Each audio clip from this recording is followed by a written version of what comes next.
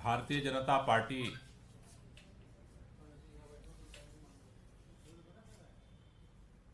के प्रवक्ता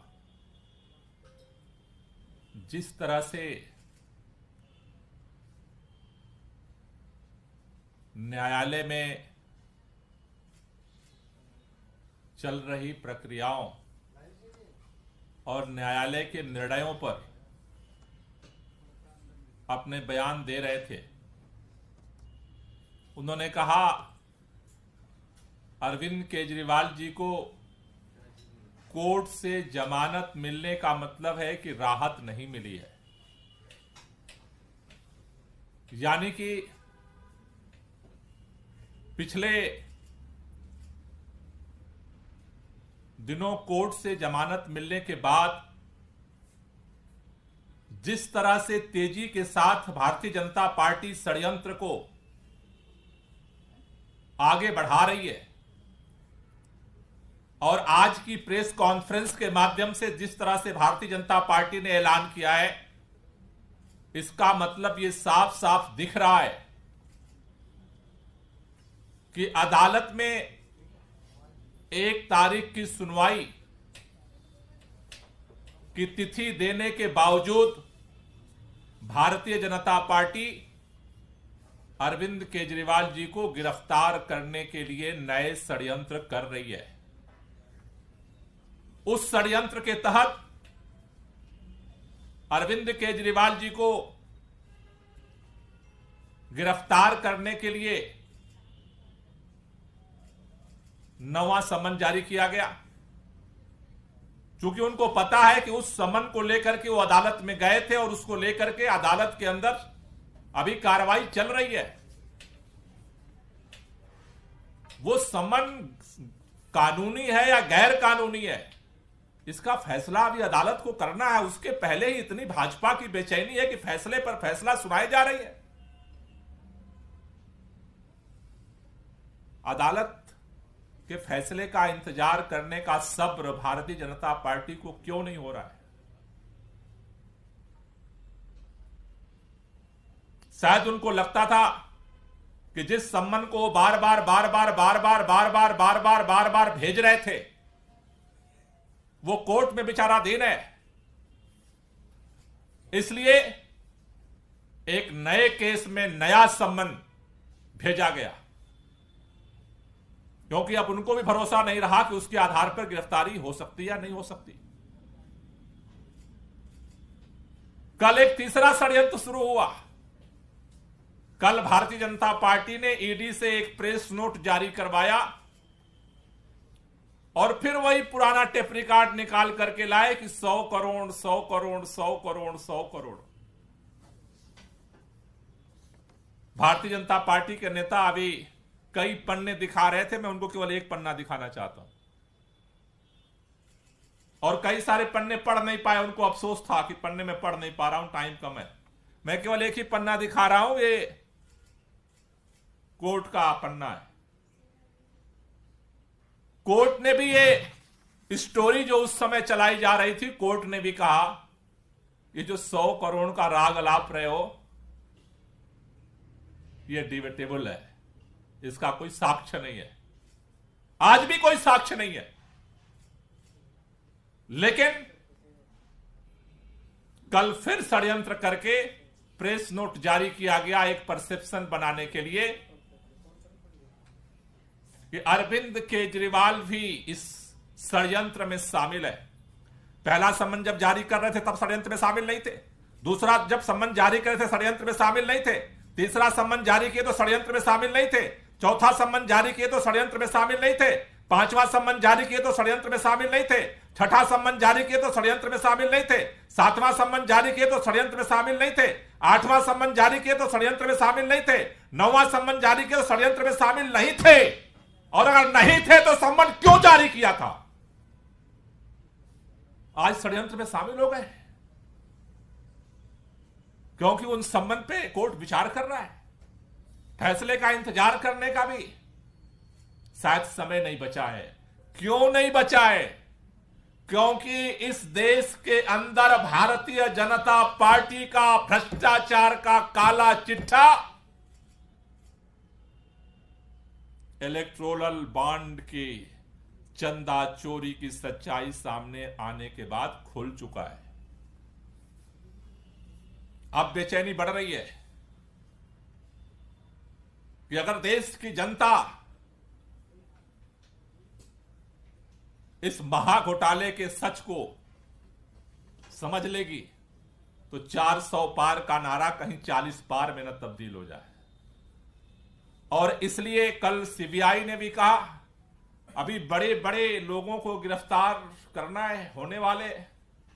यह साफ दिखा रहा है कि विपक्ष के नेताओं को गिरफ्तार करने का तेजी के साथ प्लान बन रहा है। और पिछले अदालत में अरविंद केजरीवाल जी को पहले क्या करते थे, अदालत का सम्मान नहीं करते, कोर्ट में नहीं जाते, अदालत का सम्मान नहीं करते, कोर्ट में नहीं जाते। अरविंद केजरीवाल कोर्ट में गए, कोर्ट ने उनको मुचलके पर जमानत दी। कोर्ट ने कहा इस पर सुनवाई 1 तारीख को होगी। हम कोर्ट का सम्मान करते थे, करते हैं, करते रहेंगे, लेकिन भारतीय जनता पार्टी के षड्यंत्र का मुकाबला करते थे, करते हैं और करते रहेंगे। भारतीय जनता पार्टी के इस तरह के षड्यंत्रों का से न हम डरने वाले हैं, न झुकने वाले हैं। न कल इनके पास कोई सबूत था, न आज कोई सबूत है। कल भी केस फर्जी था, आज का भी षड्यंत्र फर्जी है। रही बात गिरफ्तार करने की है तो आज तो आपका पूरे देश के अंदर तानाशाही का राज चल ही रहा है। जिसको मर्जी जैसे भी उठा लो। पन्ने पड़ रहे थे, शायद भाजपा के नेताओं को छगन भुजबल जी का भी फाइल थोड़ी ढूंढवानी चाहिए, जिसके आधार पर उनको जेल में बंद किया गया था। वो फाइलें को पन्ने कहां हैं? अशोक चौहान जी के फाइलों का भी पन्ना थोड़ा निकालना चाहिए और एक बार भारतीय जनता पार्टी के प्रवक्ताओं को पढ़ना चाहिए कि आखिर उन पन्नों पे कौन सी क्लोजर रिपोर्ट इन एजेंसियों ने दी है जिसके आधार पर आपने उन्हें राज्यसभा भेजने के निर्णय ले लिया। तो आपके भ्रष्टाचार का तो आपकी पार्टी में जो आ जाए वो साधु बन जाता है, बाकी जो विरोध में है वो सब भ्रष्टाचारी हैं। लेकिन देश इस बात को जानता है, आप जितने मर्जी षड्यंत्र कर लीजिए, जितने मर्जी खबरें बना लीजिए, जितने नेताओं को गिरफ्तार कर लीजिए, इन सब चीजों से इलेक्टोरल बॉन्ड के महाघोटाले का जो सच है उसे रोका नहीं जा सकता और भाजपा को इसका जवाब देना पड़ेगा। कोई क्वेश्चन हो तो ले लीजिए। गोपाल जी, आप लोग लगातार यही सवाल पूछ रहे थे कि अरविंद केजरीवाल को ईडी किस कैपेसिटी में समन कर रही है, तो अब उसका जवाब कल के प्रेस रिलीज में आ गया है कि वो सीधे तौर पे कॉन्स्पिरेटर कहा गया अरविंद केजरीवाल, मनीष सिसोदिया को। तो उस पे क्या कहेंगे? ये ज्ञान कब प्राप्त हुआ ईडी को? वही तो मैंने कहा, 9 समन में ज्ञान नहीं था ना, तो फिर समन क्यों भेजा था? पहला, दूसरा क्यों भेजा, तीसरा क्यों भेजा, चौथा क्यों भेजा, 5वां क्यों भेजा, 6ठा क्यों भेजा, 7वां क्यों भेजा, 8वां क्यों भेजा, 9वां क्यों भेजा? और अगर था तो पहले दिन जवाब क्यों नहीं दिया? इसका मतलब तो यह है कोर्ट में जमानत मिलने के बाद भारतीय जनता पार्टी ने षड्यंत्र करके यह नाम जुड़वाया है। तो साफ दिख रहा है। अगर नाम होता, यह केस तो नया नहीं है, 2 साल से इन्वेस्टिगेशन चल रहा है, हजारों जगह छापे मारे गए, मिला क्या चवन्नी? नहीं मिला। अगर यह बात होती, पहला सम्मान आया था तभी अरविंद केजरीवाल जी ने पूछा था भाई मुझे बुला के से रहे हो, ईडी ने जवाब क्यों नहीं दिया? अगर ये षड्यंत्र में शामिल थे तो इसका मतलब तो कोर्ट ने जिस दिन जमानत दे दिया, ये सोच रहे थे कोर्ट जो है गिरफ्तार करवाएगा। अब वहां से रास्ता बंद हो गया, तब यह नया षड्यंत्र हुआ, नया ज्ञान प्राप्त हुआ, ब्रह्म ज्ञान आया होगा कहीं से। गोपाल जी, आप कह रहे हैं कि अरेस्टिंग होने वाली है, साजिश रची जा रही है। अब अगला आपका क्या प्लान है कैंपेन को लेकर, क्योंकि सामने लोकसभा चुनाव है और साथ ही साथ दिल्ली सरकार कैसे चलेगी, दोनों के लिए क्या प्लान है आपका? देखिए, सारा प्लान है। जैसा मैंने कहा कि इनके हर षड्यंत्र का जवाब हमारे पास है और हर षड्यंत्र का जवाब देंगे समय आने पे। Gopal ji, world air quality की रिपोर्ट आई है, उसमें दिल्ली विश्व की सबसे पॉल्यूटेड राजधानी किया है।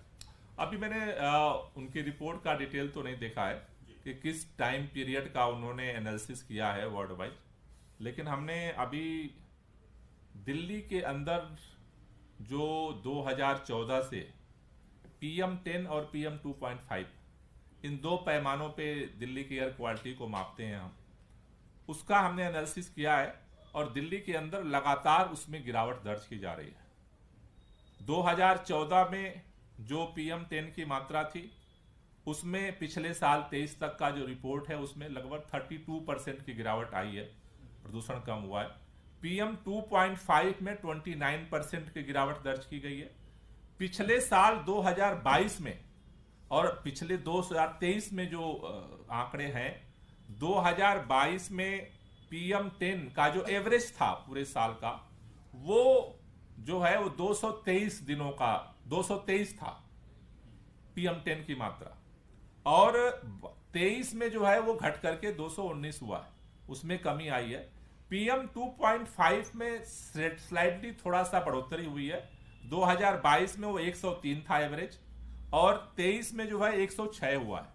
लेकिन अगर एवरेज देखें तो प्रदूषण का स्तर कम हुआ है। पिछले साल में पूरे में दिसंबर का महीना, जब विंड स्पीड काफी जीरो थी और वेदर कंडीशन जो है वो निगेटिव थी, उस समय थोड़ा सा पोल्यूशन का जो एवरेज था पूरे साल का, उसमें थोड़ी सी जो है वो बढ़ोतरी देखी गई है। लेकिन ओवरऑल अगर देखें तो दिल्ली में लगातार जो है प्रदूषण के स्तर में सुधार हो रहा है, और मुझे लग रहा है कि आगे जिस तरह से हम लोग बहुत सारी योजनाओं पे काम कर रहे हैं, उसका असर आगे दिखेगा। लेकिन ये बार मैं बार बार कहता हूं कि दिल्ली का जो पोल्यूशन है केवल दिल्ली का नहीं है,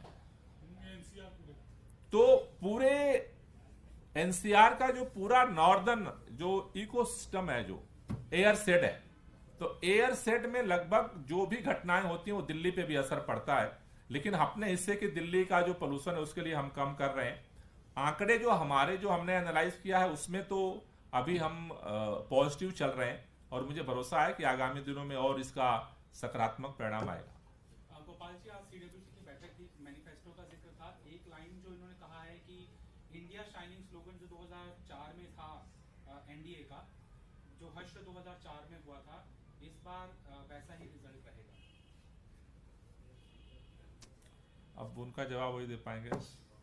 आपको लगता है मुमकिन हो पाएगा? अलाय पार्टनर है आपके? नहीं, अभी उन्होंने क्या सोच के कहा है, जब बात होगी तो उसके आधार पर बताएंगे। सर, संबित पात्रा ने अभी एक प्रेस वार्ता किया, उसमें कहा है कि 15,000 के मुचलके पे केजरीवाल निकल के खुश हो रहे हैं, मतलब बेल मिला है, इसका मतलब भ्रष्टाचार हुआ है। वो भी विपक्ष को कहीं ना कहीं उंगली दिखाते थे, और उसके बाद अब उसी अलायंस के साथ मिलकर उन्हीं की राह पर चल रहे हैं। अभी समित पात्रा जी अपने प्रेस कॉन्फ्रेंस में मैंने सुना, कह रहे थे कि जो लोग ऑटो पे लटक के चलते थे, अब वो करोड़ों खरब रुपए कमा रहे हैं। समित पात्रा जी को पता ही नहीं होगा कि करोड़ों खरब रुपए कितना होता है। तो बोलने को तो कुछ भी बोल देते हैं, उनके बोलने का क्या है। उसी प्रेस कॉन्फ्रेंस में अभी अभी बोला, जो ऑटो पे लटक के चलते थे वो करोड़ों खरब रुपए कमा रहे हैं। तब इतनी ही तो बात है, उनकी प्रामाणिकता इतनी है उनकी स्टेटमेंट। सर, इलेक्टोरल बॉन्ड वाला मामला जो चल रहा है उस पर 2 सवाल हैं कि क्या पॉलिटिकल पार्टी की जिम्मेदारी नहीं बनती कि नैतिक आधार पर चंदा लिया जाए, एक। दूसरा, व्यापारी आप ये कह रहे हैं कि अगर उनकी पहचान छिपाई नहीं गई, उजागर कर दी गई, तो उसका नुकसान फिर पॉलिटिकल पार्टी को झेलना पड़ सकता है। अब ये सारे बहाने भाजपा घूम घूम करके बना रही है, जब फंस गई है तो। आप देख रहे हो कि सुप्रीम कोर्ट के आदेश के बाद से जो है कितने नौटंकी हो रही है, कितनी नौटंकी हो रही है, रोजाना बहाने बना रही है। बहानेबाजी बंद करें। ये जो एजेंसियों का दुरुपयोग करके जो चंदा चोरी कर रहे हैं वो बंद करें। यही बात वो चंडीगढ़ में कर रहे थे। वोट चोरी पकड़ी गई और चंदा चोरी भी पकड़ी जाएगी। नाम सामने आने चाहिए व्यापारियों की, आपको लगता है? नहीं, जो डोनेशन जो कर रहे हैं तो उन्होंने छुप करके तो नहीं किया है। जो डोनेशन दे रहे हैं उनको आने में दिक्कत क्या है। भाजपा को किस बात का डर लग रहा है? दूसरों को तो डर लग रहा है, समझ में आता है कि छापे मारोगे, ईडी फिर भेजोगे। उसको किस बात का डर लग रहा है? क्योंकि उसे पता है जो ये लिस्ट आ रही है ना कि यहां छापा यहां डोनेशन, यहां छापा यहां डोनेशन, यहां छापा यहां डोनेशन, यहां छापा, इससे उस टैली से डर लग रहा है। क्योंकि देश समझ रहा है कि कहां से पैसा और कैसे आया। भाजपा इतनी बेचैन कौन है? भ्रष्टाचार के खिलाफ तो उसकी लड़ाई चल रही है। उसको तो तुरंत ही सुप्रीम कोर्ट के आदेश आया नहीं कि रात शाम को जारी कर देना चाहिए। उसको इतना डर क्यों लग रहा है? क्या छुपाना चाहती है? भाजपा को डर लग रहा है, आप समझने की कोशिश करिए। तो मतलब तो साफ है कि कितना बड़ा इसमें घोटाला हुआ है।